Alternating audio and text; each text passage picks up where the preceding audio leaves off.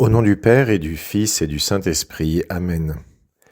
C'est une scène impressionnante, un miracle retentissant que Saint Jean, dans l'évangile qu'on va lire aujourd'hui à la messe, nous propose. C'est la guérison d'un homme qui est aveugle de naissance. Une guérison qui nous enseigne beaucoup de choses. En ce temps-là, en sortant du temple, Jésus vit sur son passage, c'est Saint Jean qui raconte, Saint Jean était sans doute là, Jésus vit sur son passage un homme aveugle de naissance. Alors là, les disciples sont intrigués et comme tout le monde, ils se posent la question de l'origine du mal, des infortunes qui nous touchent. Et en faisant écho à ce qui était sans doute une opinion répandue à leur époque, ils se demandent, mais est-ce que c'est pas à cause du péché que cet homme est aveugle de naissance ? Est-ce que ce serait pas en raison d'un péché que ses parents ou lui-même auraient pu commettre qu'il est né aveugle ? Rabbi, ses disciples l'interrogent, qui a péché, lui ou ses parents, pour qu'il soit né aveugle ? Cette logique est sans doute moins répandue de nos jours, mais elle existe encore. On peut toujours avoir l'impression que Dieu nous punit pour les choses que nous faisons mal, pour nos péchés. On peut parfois dire « Mais qu'est-ce que j'ai fait au bon Dieu pour mériter ça ?» Comme si Dieu se vengeait de nos mauvaises actions. Or, Dieu ne nous punit pas habituellement pour les mauvaises choses que nous faisons. Il fait tomber la pluie sur les bons comme sur les méchants. Et les personnes qui sont bonnes, qui sont saintes, souffrent autant que les personnes qui sont même criminelles. Ce n'est pas parce qu'on est chrétien qu'on aura moins de difficultés dans son mariage, par exemple. Ce n'est pas parce qu'on est chrétien qu'on aura moins de difficultés dans son travail, qu'on ne sera pas au chômage, qu'on n'aura pas une ambiance qui pourra ne pas être très bonne, qu'on n'aura pas des collègues qui nous jouent des sales tours.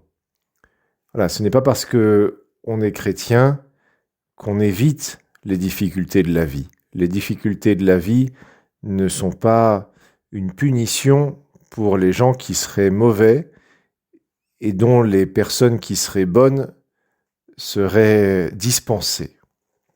Non, les difficultés de la vie arrivent, elles nous tombent dessus, mais en même temps, elles peuvent nous permettre de nous rapprocher de Dieu. Les difficultés de la vie, si nous les portons avec le Seigneur, c'est-à-dire si nous nous unissons à la croix du Seigneur, elles nous rapprochent de Dieu.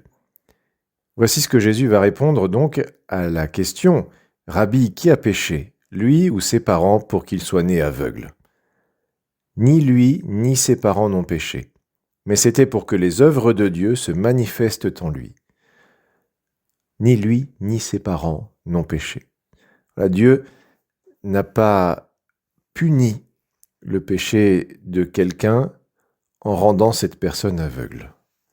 Non, c'est un drame qui arrive dans la vie de cet aveugle, qui fait partie des lois de la nature. Et le Seigneur va se servir de ce drame pour faire un miracle retentissant.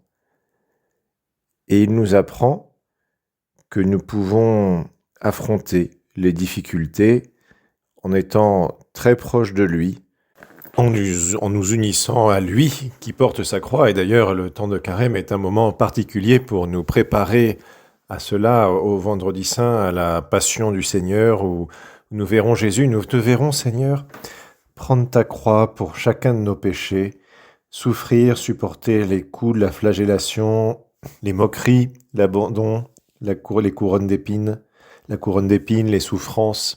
Voilà pour chacun de nos péchés et toutes ces difficultés que nous pouvons rencontrer dans notre vie. Elles peuvent, si nous les envisageons avec sens surnaturel, nous rapprocher de toi, Seigneur. Et de façon très surprenante, et même on pourrait dire paradoxale, eh bien les difficultés nous rapprochant de toi, nous rendent heureux. C'est le témoignage de personnes qui ont su te trouver à l'intérieur des difficultés de leur vie, même si c'est vrai, parfois il y a des choses très dures. Elles t'ont trouvé, Seigneur, et le fait d'être avec toi, même si c'était sur la croix, les a rendues véritablement heureuses. Alors, Jésus, ce qu'il va faire, c'est que il va guérir l'aveugle avec quelques gestes simples. Il cracha à terre, et avec la salive, il fit de la boue. Puis il appliqua la boue sur les yeux de l'aveugle et lui dit « Va te laver à la piscine de Siloé ». L'aveugle y alla donc et se lava. Quand il revint, il voyait. Voilà, miracle fantastique. Un aveugle de naissance qui recouvre la vue. On peut penser à toutes les émotions qui ont assailli cet homme, toute la reconnaissance qu'il a ressentie envers le Christ, envers toi, Seigneur, qu'il avait guéri. Cet homme qui ne savait même pas ce que ça voulait dire, d'une certaine manière, voir, et qui là découvre un nouveau sens. Enfin, c'est quelque chose de fantastique. Je ne sais pas si vous avez vu sur Internet, parfois on voit, ou les réseaux sociaux, on voit des petites vidéos où on donne pour la première fois à des bébés qui ont des difficultés au niveau de la vue, des lunettes. On leur donne des lunettes et ils se mettent à voir clair là où ils voyaient flou auparavant. Ils voient leur mère, ils voient leur père, et on voit une joie sur leur visage qui est fantastique.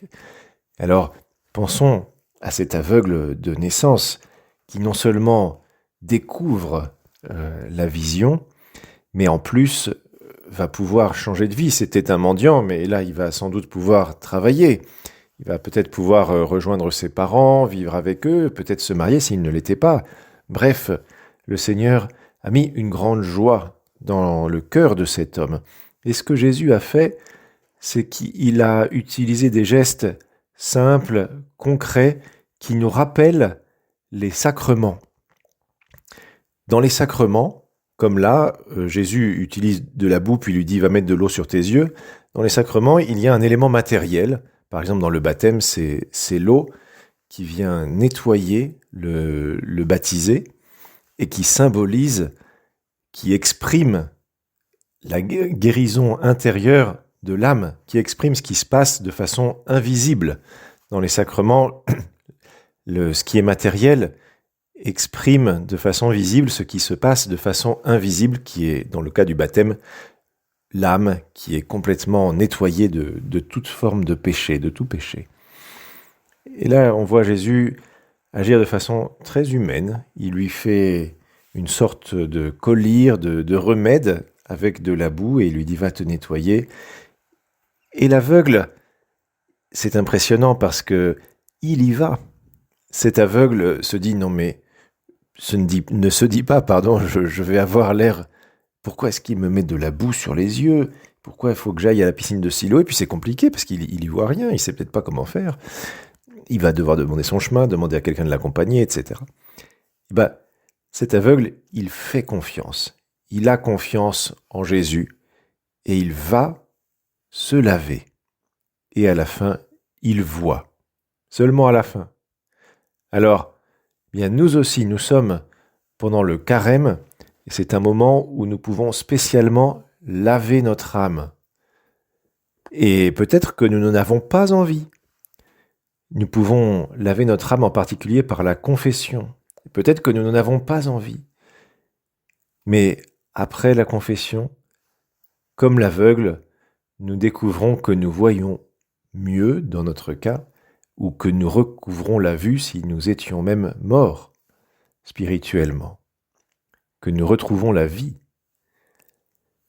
et nous le voyons à la fin. Alors courage pour aller se confesser, parce que tu verras, à la fin, tu seras vraiment heureux. C'est ce que Saint José Maria exprimait avec cette belle formule. Il disait « La confession, c'est le sacrement de la joie ». Alors voilà, Jésus a guéri un aveugle, il lui a ouvert les yeux. Nous, l'Esprit Saint ouvre les yeux de notre âme.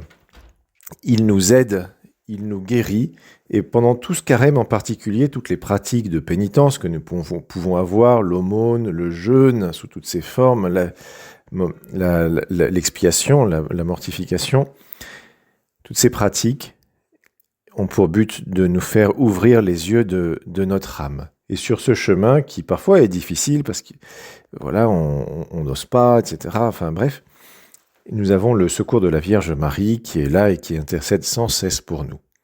Au nom du Père et du Fils et du Saint-Esprit. Amen.